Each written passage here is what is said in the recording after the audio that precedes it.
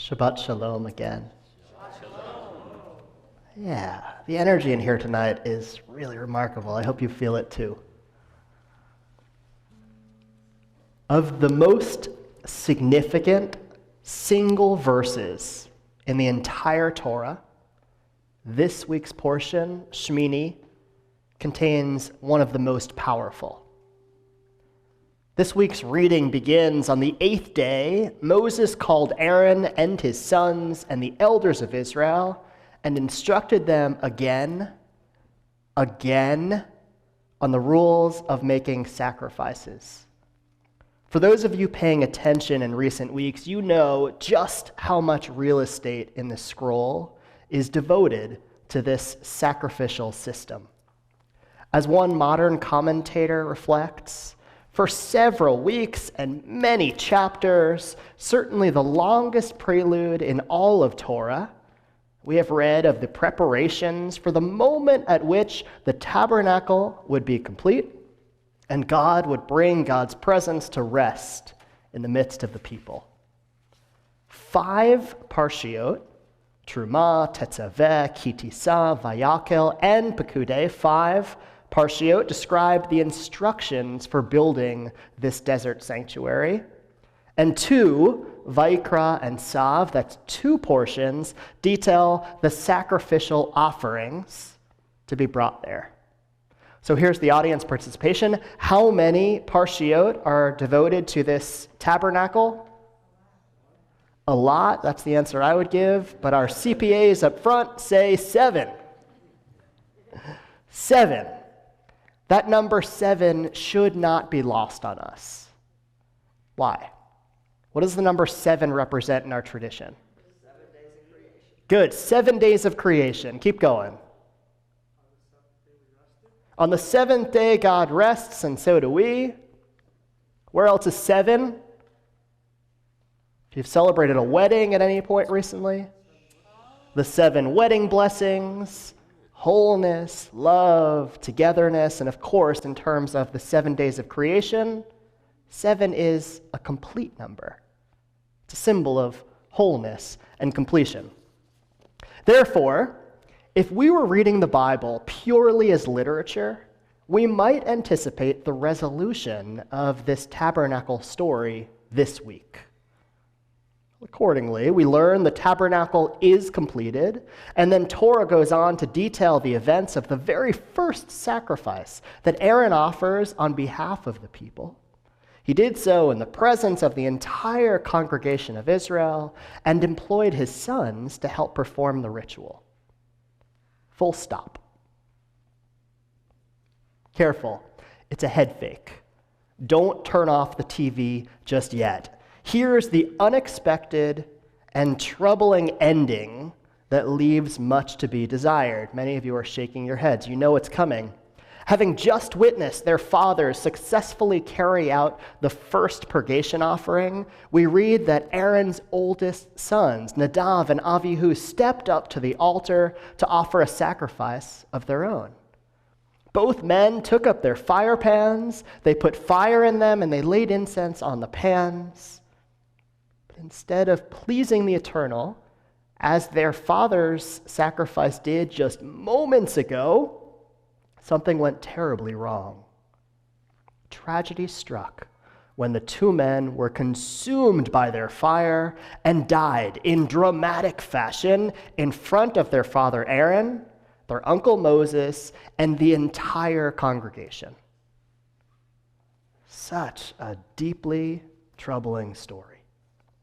In fact, this tale has mystified commentators throughout the years. So many have sought reasons for Nadav and Avihu's untimely and tragic death.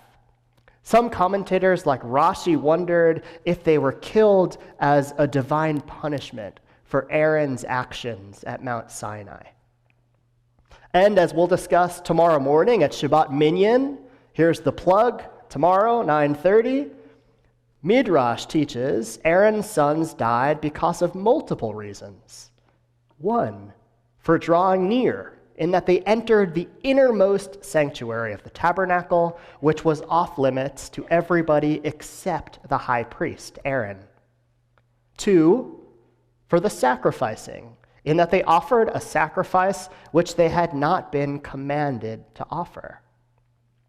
3, this one's my favorite, for alien fire, Eish Zara, that they had brought fire from the kitchen and not the altar, as well as a few other hypotheses that the Midrashists suggest.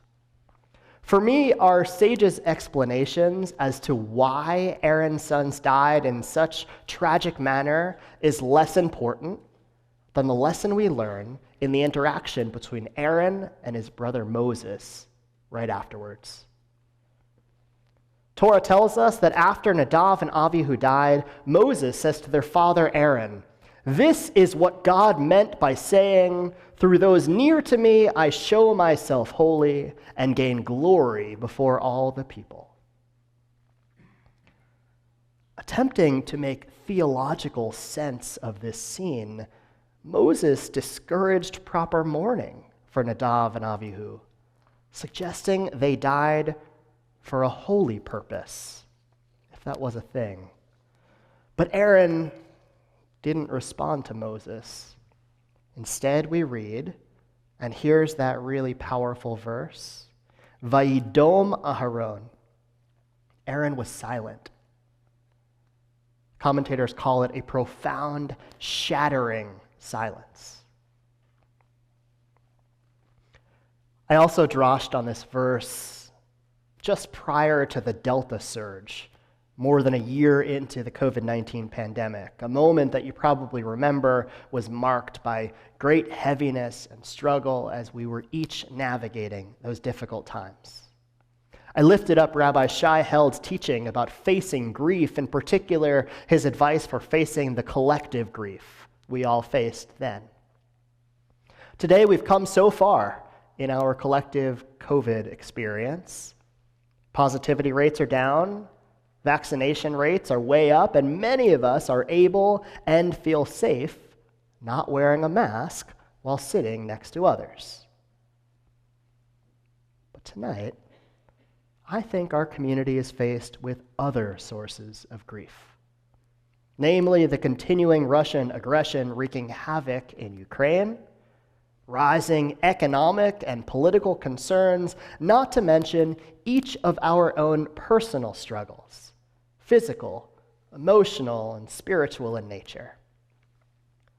Our empathy tanks are refilling, but they're still low.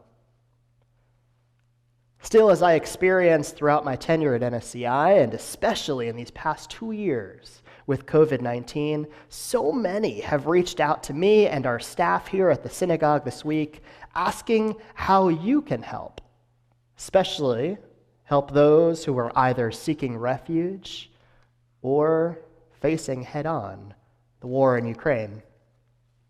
I personally have spoken with many of you, and I will continue to be here as a resource should you want to talk about getting involved in the humanitarian efforts in Ukraine. If you haven't yet, go ahead and visit our website, nsci.org/Ukraine, for more information about our steadfast relationship with the Jewish community in Novograd-Volhynsky, Ukraine, as well as links to Jewish organizations who are mobilizing humanitarian relief efforts in Ukraine and at its border. These organizations are much better resourced and positioned than we are to help right now, closer to those impacted by the situation and more aware of the prevailing cultural dynamics in the region. I want to conclude with this story. I picked it up along the way on a civil rights journey in Alabama with a group from the synagogue. I just returned a couple weeks ago, and so now, I don't know, every one of my sermons are going to have that for a little bit of time. Following Hurricane Katrina, many people all across the country wanted to help the people of New Orleans and people of Gulf Coast communities impacted by the storm. One very well-intentioned and well-resourced Hollywood celebrity quickly raised more than $25 million to rebuild homes in New Orleans' 9th Ward neighborhood. Well-intentioned, well-resourced, very quick to show up. problem, however, was this person and his organization didn't ask anyone who lived there about their lifestyle. Do you remember this story? You're all asking, who is the celebrity? Yes. I was going to say Schmad Mitt, right? What were some of the problems? Poor quality construction. Okay. What else? Yeah. Not like a necessarily structural or logistical problem, but just like the disconnect between the intention and the impact, right? Like to purport to provide service to a community without their voice feels harm, not just like neutral, harmful. Great. Let me give you a couple of things that this project struggled. The homes, one, were built on high stilts so that future floodwaters would be able to pass underneath. The problem is that the elderly family members couldn't climb the flight of stairs to reach the front door. Well-intentioned,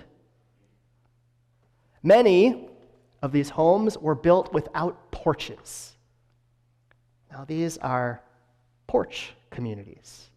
People in these communities like to go outside in the evening and share food and drink and stories, and that's how they connected. And without porches, they weren't able to live the lives they wished to live. We said the materials were of poor quality, not just because they were poor quality, but because they weren't prepared for the tropical weather in the region. Today, many of the homes that were built, and many of them were not, there are mushrooms growing from split siding, and wood boards currently hold up many of the sagging roofs. Lastly, the houses were painted with pops of teal and lemon and lavender, like many of us think of these Mardi Gras floats. Not at all what this working class community wanted for their front siding. Why do I share this story? Only to remind us that the number one rule when we seek to help others, whether it's following a major hurricane, in devastating wartime, or even upon hearing a friend is struggling with a recent loss, their friends or family, we must train ourselves for our first reaction to be the question, how can I help? How can I help? In doing so, we demonstrate that we really see the struggles of another. And then together, we can work to empower them, either on our own or with the help of others, a larger group. Moses didn't do that for Aaron upon witnessing the death of his two sons. Instead, probably to protect himself from the pain of their losses, Moses concocted an unnecessary theological response at the wrong time. He should have asked, how can I help? That's a reaction we must all practice. Otherwise, like Moses' reaction to Aaron's pain in this week's Torah portion, anything other than such humble curiosity shuts down the situation and could leave us feeling a bit uneasy in the end. Shabbat Shalom.